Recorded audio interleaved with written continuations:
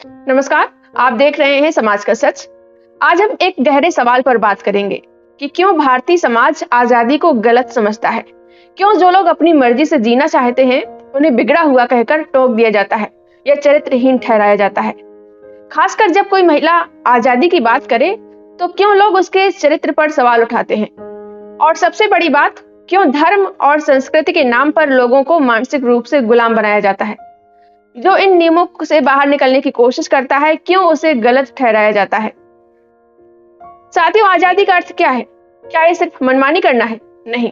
आजादी का मतलब है अपनी जिंदगी अपने तरीके से जीना, अपने सपनों को पूरा करना, अपने फैसले खुद लेना, लेकिन बिना दूसरों को नुकसान पहुंचाए। फिर क्यों हमारे समाज में आजादी को गलत समझा जाता है? क्यों हमारी मानसिकता इतने दबाव में है? इस वीडियो में हम इस सवाल की तह तक जाएंगे।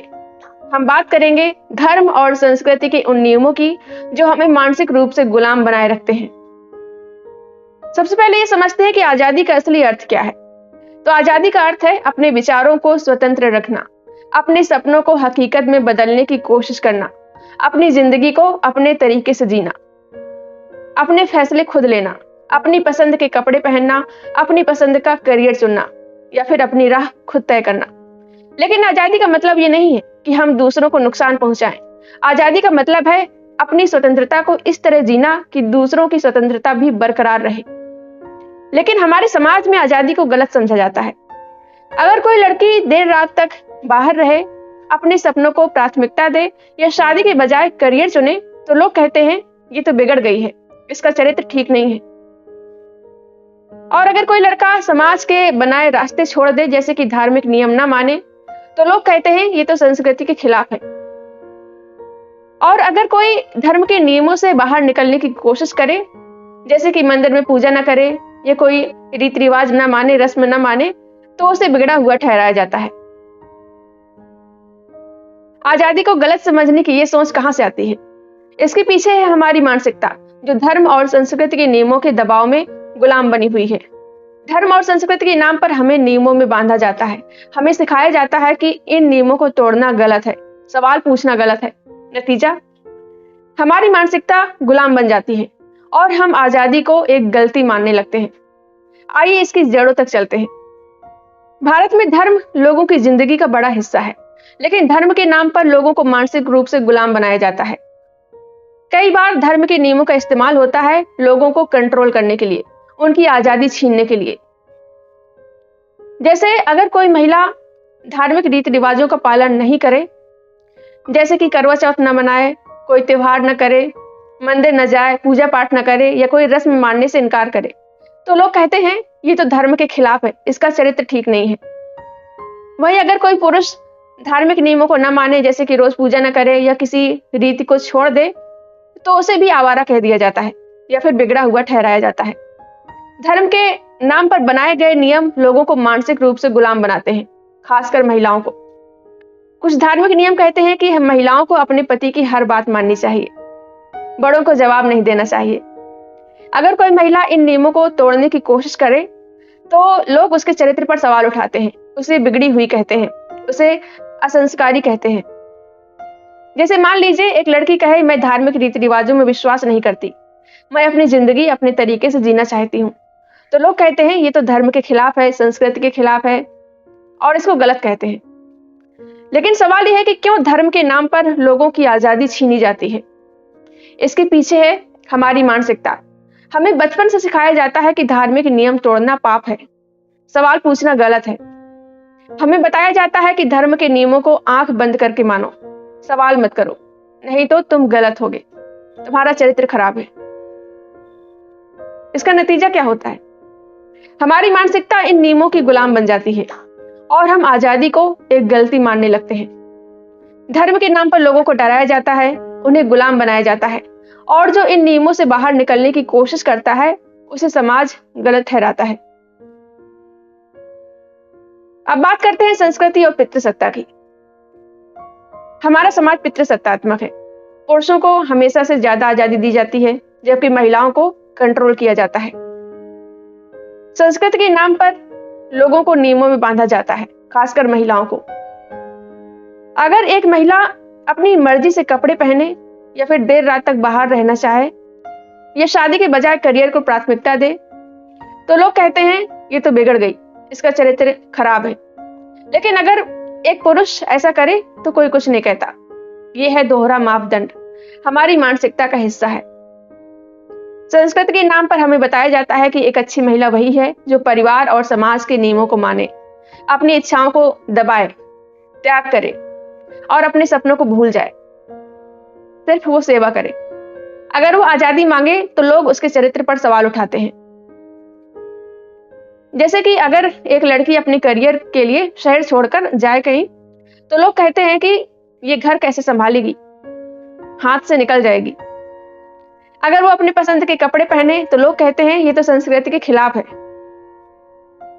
पितृसत्ता सिर्फ महिलाओं को ही नहीं, पुरुषों को भी दबाती है। अगर कोई पुरुष संस्कृति के नियम तोड़कर कुछ नया करे, जैसे अलग टाइप का कोई बिजनेस करे, पारंपरिक काम न करे या शादी न करने का फैसला ले, तो उसे भी गैर जिम्मेदार कहकर टोक दिया जाता है। लेकिन महिलाओं के मामले में यह दबाव कहीं ज्यादा है। इसके पीछे एक बड़ा कारण है हमारी सामाजिक संरचना। हमें बचपन से सिखाया जाता है संस्कृति के नियम सबसे ऊपर हैं। इन नियमों को तोड़ना मतलब संस्कारों के खिलाफ जाना। हमें बताया जाता है कि परिवार की इज्जत सबसे जरूरी है, तथाकथित इज्जत। लोग क्या कहेंगे का डर हमारी मानसिकता को गुलाम बनाता है। इसका नतीजा होता है कि हम आजादी को गलत समझने लगते हैं। हम सवाल पूछने से डरते हैं और जो सवाल पूछता है उसे गलत ठहराया जाता है। जब हम आजादी को गलत समझते हैं तो इसका असर सिर्फ एक इंसान पर नहीं पड़ता, पूरे समाज पर पड़ता है। पूरा समाज प्रभावित होता है। पहला नुकसान है मानसिक गुलामी। जब लोग अपनी इच्छाओं को दबाते हैं धर्म और संस्कृति के नियमों के डर से, तो अपनी आजादी को छोड़ देते हैं और वो मानसिक रूप से गुलाम बन जाते हैं। इससे तनाव बढ़ता है, डिप्रेशन बढ़ता है, असुरक्षा बढ़ती है। महिलाएं मानसिक रूप से बीमार भी हो सकती हैं। खासकर महिलाओं के लिए दबाव बहुत ज्यादा है। अगर एक महिला को बार बार उसके चरित्र पर सवाल उठाने पड़ते हैं तो वो अपने सपनों को छोड़ देती है, वो डरने लगती है। अगर उसने आजादी चुनी तो समाज उसे स्वीकार नहीं करेगा। दूसरा नुकसान, समाज में असमानता बढ़ती है। जब हम आजादी को गलत समझते हैं तो हम उन लोगों को भी आजादी नहीं देते जो कमजोर हैं, जैसे कि महिलाएं या वो लोग जो धर्म और संस्कृति के नियमों से बाहर निकलना चाहते हैं। ऐसे में समाज और ज्यादा बढ़ जाता है। तीसरा नुकसान है नवाचार की कमी। जब लोग आजादी से सोचने से डरते हैं, कुछ नया करने से कतराते हैं, क्योंकि उन्हें लगता है कि ये धर्म या संस्कृति के खिलाफ है, तो समाज प्रगति नहीं करता। लेकिन ये सब बदल सकता है। आइए जानते हैं कैसे। क्या हम इस गुलामी की मानसिकता को तोड़ सकते हैं? बिल्कुल, लेकिन इसके लिए हमें कुछ कदम उठाने होंगे। पहला कदम है अपनी सोच बदलें। हमें यह समझना होगा कि आजादी कोई गलती नहीं है, कोई गलत चीज नहीं है। ये हर इंसान का हक है, चाहे वो पुरुष हो या महिला हो। और आजादी का मतलब ये नहीं है कि दूसरों को नुकसान पहुंचाना। आजादी का मतलब है अपनी जिंदगी अपने तरीके से जीना। दूसरा कदम है शिक्षा में बदलाव। हमें बच्चों को सिखाना होगा कि सवाल पूछना गलत नहीं है। हमें उन्हें आजादी से सोचने की ताकत देनी होगी। स्कूलों में बच्चों को सिखाना चाहिए धर्म और संस्कृति के नियम अगर किसी की आजादी छीनते हैं तो उन पर सवाल उठाना जरूरी है। तीसरा कदम, पितृसत्ता को चुनौती दें। हमें दोहरे मापदंड को खत्म करना होगा। अगर एक पुरुष को देर रात तक बाहर रहने की आजादी है, अपने मनपसंद के कपड़े पहनने की आजादी है, कुछ भी करने की आजादी है, तो एक महिला को भी होनी चाहिए। और इस पर किसी पुरुष को यह हक नहीं होना चाहिए कि वो महिला के साथ कुछ गलत करे। अगर एक पुरुष अपने सपने चुन सकता है तो एक महिला को भी चुनने का हक है। चौथा कदम हो सकता है धर्म और संस्कृति की गलत व्याख्या को रोकें। हमें यह समझना होगा कि धर्म और संस्कृति के नाम पर लोगों को गुलाम बनाना गलत है। हमें उन नियमों पर सवाल उठाने चाहिए जो किसी की आजादी छीनते हैं, जो लोगों को दबाते हैं। पांचवा कदम, प्रेरक उदाहरणों को बढ़ावा दें। जैसे कि कहें कि देखिए किरण बेदी को, जो भारत की पहली महिला आईपीएस बनी। उन्होंने समाज के नियम तोड़े और अपनी आजादी चुनी। या सावित्रीबाई फुले, जिन्होंने महिलाओं की शिक्षा के लिए धर्म और संस्कृति के नियमों को चुनौती दी। या फिर कल्पना चावला को उदाहरण दें। उन्होंने अंतरिक्ष तक का सफर तय किया। उन्होंने दिखाया कि आजादी एक ताकत है। ऐसे बहुत से एग्जाम्पल हैं। और सबसे जरूरी काम हमें एक दूसरे का साथ देना होगा। अगर कोई अपनी आजादी चुन रहा है, आजादी की बात कर रहा है, तो उसका हौसला बढ़ाएं।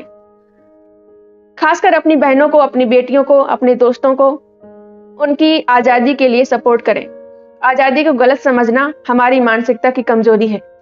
धर्म और संस्कृति के नाम पर हमेशा लोगों को गुलाम बनाया जाता है, लेकिन ये गुलामी तोड़ी जा सकती है। हमें समझना होगा कि आजादी हर इंसान का जन्म सिद्ध अधिकार है, चाहे वो पुरुष हो या महिला हो। हर किसी को अपनी जिंदगी अपने तरीके से जीने का हक है, बशर्ते वो दूसरों को नुकसान ना पहुंचाए। धर्म और संस्कृति के उन नियमों को चुनौती दें जो हमें गुलाम बनाते हैं, और एक दूसरे का साथ दें। तो अगर आपको ये वीडियो पसंद आया हो तो लाइक करें, शेयर करें और हाइप जरूर करें। चैनल को सब्सक्राइब न किया हो तो सब्सक्राइब कर लें। मिलते हैं अगली वीडियो में। इस वीडियो को पूरा देखने के लिए थैंक यू।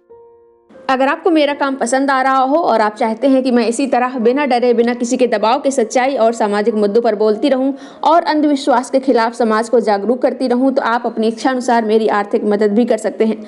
मैं किसी संगठन या पार्टी से नहीं जुड़ी हूं। आपका सहयोग ही मेरी सबसे बड़ी ताकत है। आप अपना सहयोग वीडियो के नीचे दिख रहे थैंक्स के बटन पर क्लिक करके या फिर मेरी UPI ID shashi-singh9192@OKICICI पर सीधे भेजकर या फिर स्क्रीन पर दिख रहे QR कोड को स्कैन करके कर सकते हैं। आपकी हर छोटी से छोटी मदद मेरे लिए बहुत कीमती है।